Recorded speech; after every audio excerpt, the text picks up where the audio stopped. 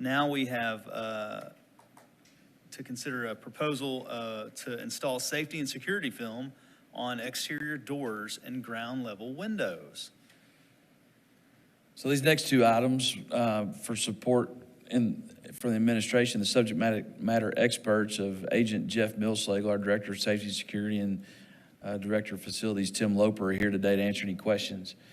Pretty self-explanatory about what these are. As y'all know, the legislative session has focused immensely on school safety and security, so much so that they went from $9.67 per kid to $10 per kid funding.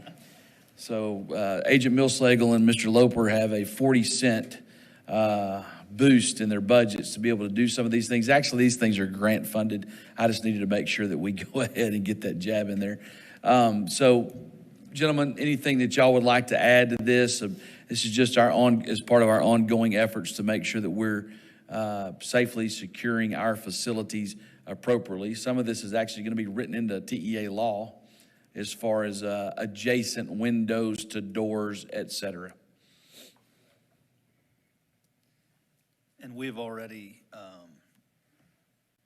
did a pretty good job with ESSER funding as far as film on a lot of windows in the district, correct? So this is just adding on to that. So any questions, or is everybody pretty familiar with the? And you said the funding is state money? State money. Okay. Yes, sir.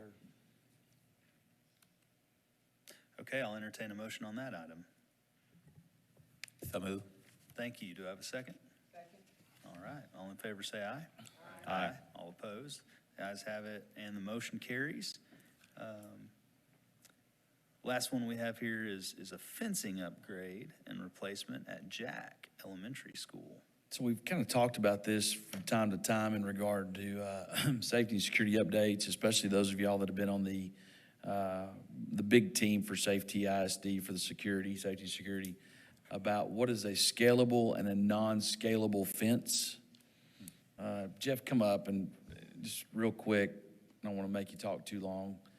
These folks have jobs and lives to get back to, but just kind of address specifically the Jack one as it relates to the rest of our campuses and what might be coming down the pike as well.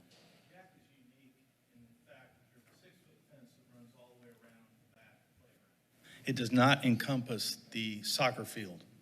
So we would not be in compliance with the new 2022-2025 school safety formula grant. By tearing the fence down and building it all the way around the soccer field back to the gymnasium, we would be in compliance with that. So in September, when we check the box for TEA, we can say we're in compliance with fencing. We're also looking at other areas to upgrade the fences. Those include DAP and Caldwell, where it's 3 feet, 4 feet high. They must be a minimum of 6 feet non-scalable, or if they're scalable, they have to go to 8 feet. This will be an 8-foot fence all the way around the back side of Jack. Scalable being something you can get your foot in, like a chain link or something like Yes. that, as opposed to Yeah. We've got to add that extra 2 feet. yeah. Or we've got our Ameristar fencing, that faux wrought iron that we've got that we've seen elsewhere. That's actually allowable. Yeah. Which one are you going to do at Jack? It's going to be an 8-foot chain link. Black vinyl gauge, correct? Mm-hmm. That is correct. Okay. Any questions or comments? That's a big fence. 1,067 feet.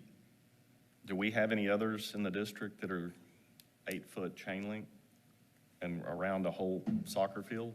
I don't believe so. I believe they're all 6 feet that I've seen.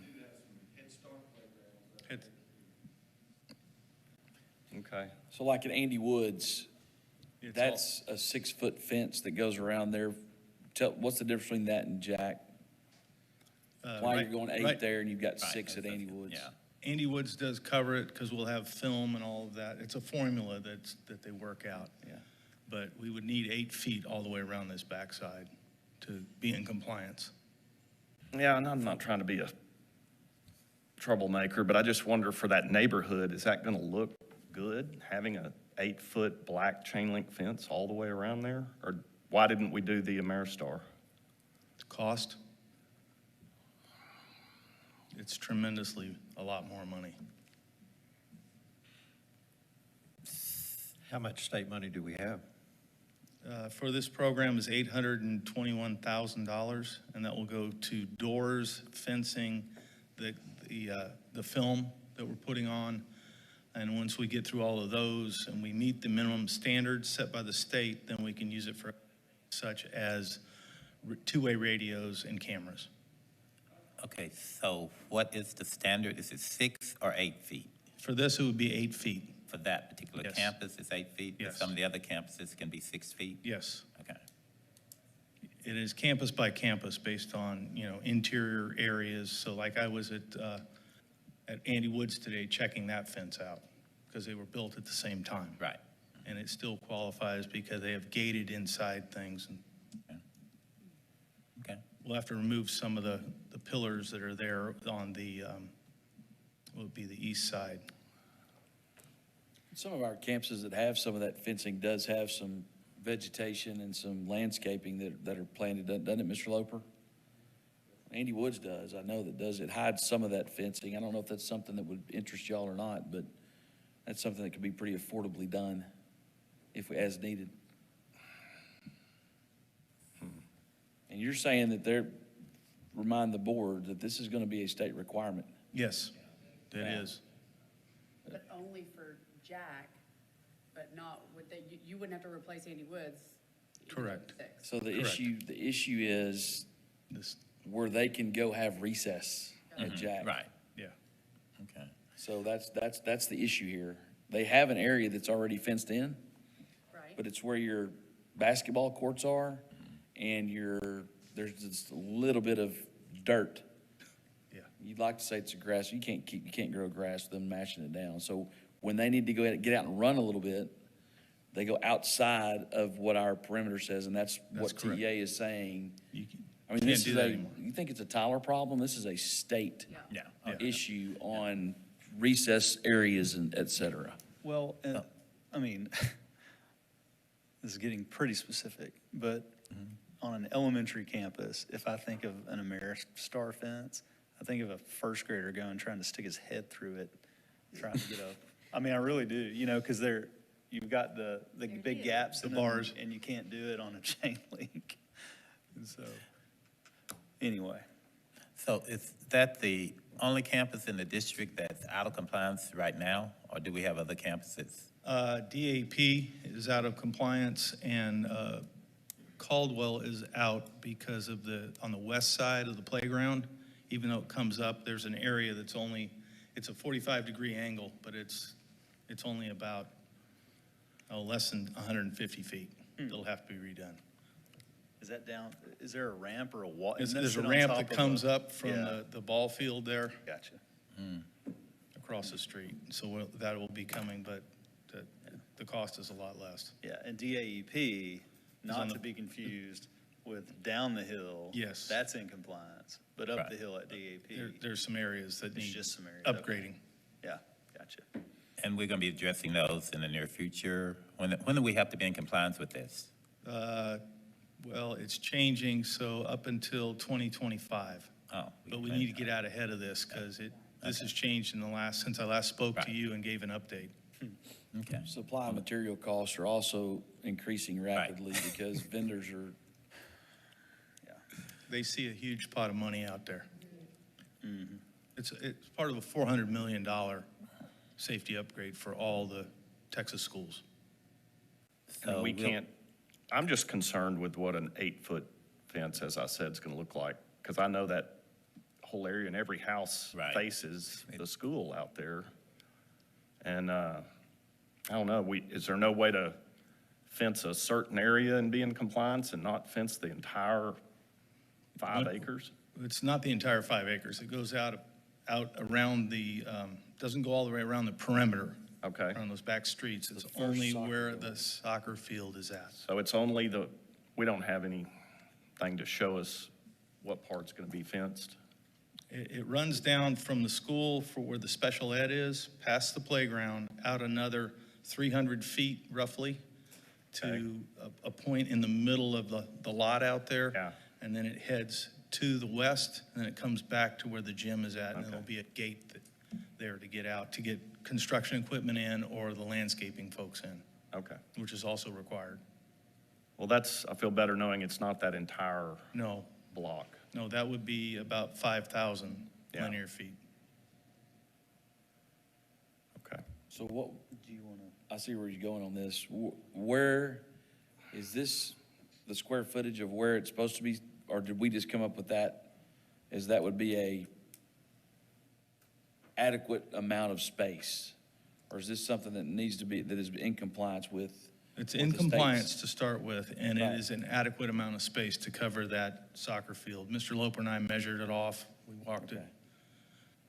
So we kept the same line linear that, of the existing fence. And like Dr. Crawford said earlier, this is just an expansion that we didn't do it this way. We didn't encompass all that when we built Jack like we did other schools, like Andy Woods that has their soccer field. Bell Elementary has their entire campus. So we kept it in line and flat on top of that flattened area, just for that soccer field. I wished I'd have brought the drawing, but I don't have the drawing. But it's actually well short of that back street that runs east and west. I was even looking at it and thinking, we could probably build a couple of houses right back there. So it's not the entire. So not the Clarkston is where the old school was. It has actually a perimeter fence there, and that's where they That's correct. run around for recess. Same thing for Bell. It's giving- Rice is kind of goes, away from the school, away from from Old Bullard Road, that Right. back part. So, you could go over there at any time, and there are so many kids on the playground, they had to have more space. So this is basically getting us in compliant and an expansion. Yeah. We'll get Google Earth up here. Okay. And y'all can just show us where it's going across. I think I see it on my map. You say that back soccer goal? Yes. Yeah. About 25 feet behind that soccer goal. And then, to the west, there are west and the east, there's actually some trees there. Would it be? Yeah, it doesn't go to those trees. Okay, how do we? You can see that back soccer goal because there's a dirt. Yep. There's a Right. dirt stripe. So if you line up with the existing fence all the way to the main building and head south to that soccer goal in a straight line, and then the corner of that gymnasium where the paving is for the basketball court, Yeah. and go not perpendicular, parallel, straight back to there. That's correct. And so it comes out straight off the concrete, Yes. headed south Yes, sir. to right behind the goal. Okay. Correct. Yeah. Am I moving the mouse correctly, Tim? Yes. You are. There you Right go. there, and then straight back up. Uh-huh. And it, That's correct, sir. Okay.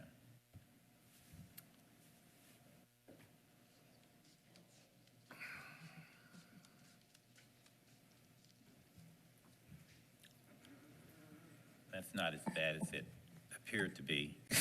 Yeah. Yeah, if that's what's required and we have to do it, then we have to do it.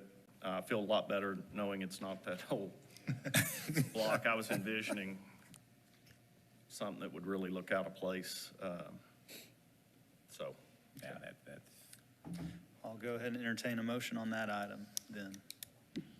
I move we approve item E. Thank you. Do I have a second? Second. All in favor, say aye. aye. All opposed? The ayes have it, and the motion carries. Thank Thank you. you for your explanation, being patient with us. Thank you.